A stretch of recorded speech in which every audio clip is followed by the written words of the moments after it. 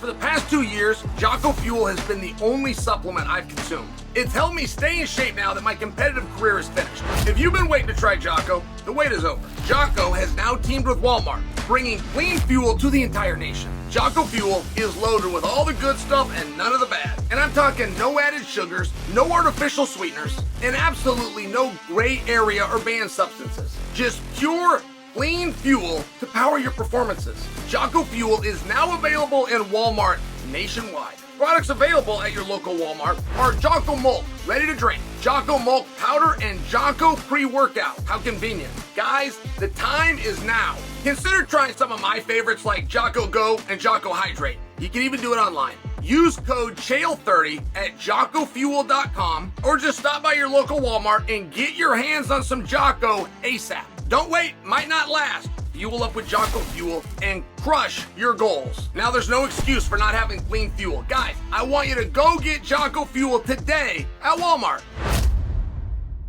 Mike Tyson versus Jake Paul. What a good job they have done on this fight. And by the way, it could have been better. There's so many things that I could point to that did not happen, that could have happened. I mean, I think they're going to have a very special night of business. And, well, they're going to be record setting, right? Whatever their number is, they're going to have the record. It's the first time ever being done on a platform like this. Netflix. But I felt that this fight couldn't happen. We couldn't build a belief. And one thing about sport, particularly sport that has nostalgia, which is all that this event has. It is the single only thing that it has.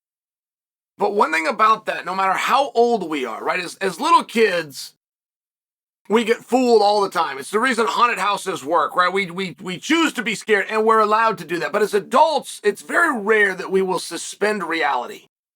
But you would give us the ability to suspend reality, which is what we're more than willing psychologically to do. We're more than willing to do that if you can just give us a small reason. One thing we need as adults is evidence. Do you guys hear the word faith? Maybe it's from a religious standpoint. You'll hear that word faith. You gotta have faith. I would bet that you don't know what that word means. I would bet that you've never looked up the word. And faith, just so you are aware, is belief of something in the absence of evidence. That's what faith is. So, if you just gave us a little piece of evidence, right, we'll come along the rest of the ride. But you gotta show us training footage of Mike. And when they first did this, I thought, okay, this is over. This is over because they lied. They fraudulently put out training footage of Mike from a fight at least 4 years ago where he stood opposite Roy Jones Jr. And I remember thinking, they're in big trouble. They're going to get caught here. And I don't know who they were putting that footage out for. Was that for us as fans? Because you'd have to be colossally stupid to think that you could fool the fans by bringing out training footage, particularly that had so many red herrings in it.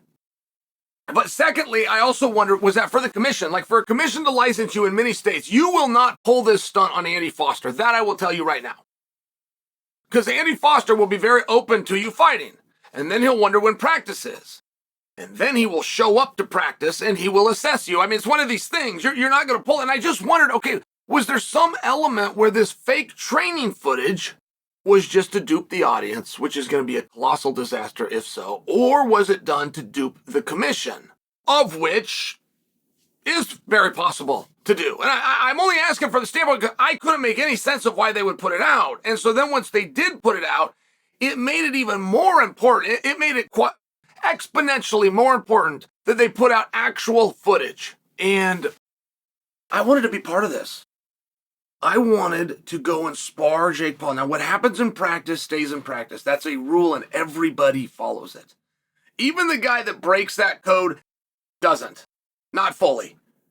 When I tell you that is a universal code in the industry, it is. Even for the guy that left the gym and is mad and will go say something, he won't get in as detail as you think. He will throw things out that were not. It's like everybody has that code is all I'm trying to illustrate to you, but I wanted to break it. That was the whole idea. I wanted to go and I wanted to spar with Jake Paul. I then wanted to go and spar with Mike Tyson. But the deal that I don't have to keep the code. I can come and share with you guys what I learned, what I felt.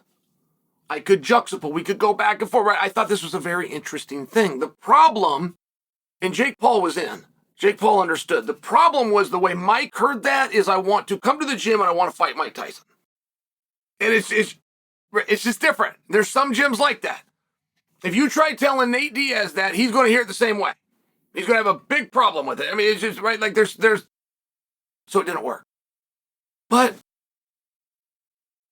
I wish somebody would. Even if you don't get both of them. I'd like to hear from some training partners of Jake Paul. That'd be less important. Because I just saw Jake Paul recently. I saw what he did to Mike Perry, who we all respect with the lefts and the rights. So it'd be less important for Paul. We would know that he's prepared. He's demonstrated that recently. But Tyson hasn't demonstrated that in a number of years. And then even a number of years ago when he did, it turned out that was a work against Roy Jones. And I think that work only extended to the decision. I believe that those guys really went out and fought each other. It was just a matter of the decision was predetermined. That's what I think. I don't actually know, right? That's the thing when you do a work. When you do a work, the whole thing goes up in smoke. And I just share that like, hey, do we have anybody? Is there anybody with a heartbeat that has sparred Mike Tyson? I'm hearing he's sparring 8 rounds a day. Can I meet that person? Which, by the way, Mike doesn't have to be winning them. He doesn't have to be winning the rounds and beating this guy up. Can he go with him? Can he push him? What can this guy say? Hey, man, the power's still there. The speed's a little down. Hey, the speed and the power is still there, but his distance is a little bit of a problem. Hey, Mike's eyes aren't quite the same. You know, he gets straights right down the middle. I don't know if Jake Paul's got the power to do anything with it, but, you know, Mike's got to really be careful of that. He's got to make sure he circles to his right. All of that would be really interesting, and none of that was done. And I only share that like, this fight is turning into something. They got something on their hands here. Netflix, they got a hold of it. And I'm only offering to you what could have made it even better and a really important ingredient. And it's not too late, but it's about to be. I mean, we either hear from training partners or we don't. Real simple. The problem with the don't, whenever you're doing an event like this, and there's a number of reasons why promoters go out of business. There's a number of reasons why promoters hold an event, don't pay anybody, go out of business, and get sued in the process. There's a number of them. But one of them, and it's one problem that Dana White has never had, the match is exciting. Rule number 1 at the UFC is you've got to go out and you've got to try to win. You've got to try to put on a show, and you will be incentivized to do so, and it is not a behind-the-scenes secret. Dana will tell anybody willing to listen, these athletes are here to perform, and they're here to entertain in a television show while doing a sport race. I'm stating what you've already heard a million times, but you'll never hear that with a boxing promoter. And one of the problems for sustainability is everything's clear in hindsight. And if these two go out there, if Mike Tyson, who does not have a single trainer speaking to the media saying I'm working with him, does not have a single workout partner, does not have a gym that has set times, the way that we understand it, he's not even working out with a team. He's got a studio that's got a heavy bag somewhere, and he's going in. I could have that wrong. I'm telling you to our understanding, because nobody's spoken up. If Tyson goes out there and he gets mauled by Jake, you're going to have a whole bunch of fans that are very pissed off the next time you try to pull a caper. It's one of the pieces that the promoter never looks at. Now, you could ease us into that. If you let us know and you show us his training, and by the way, he doesn't look good, you're much better off.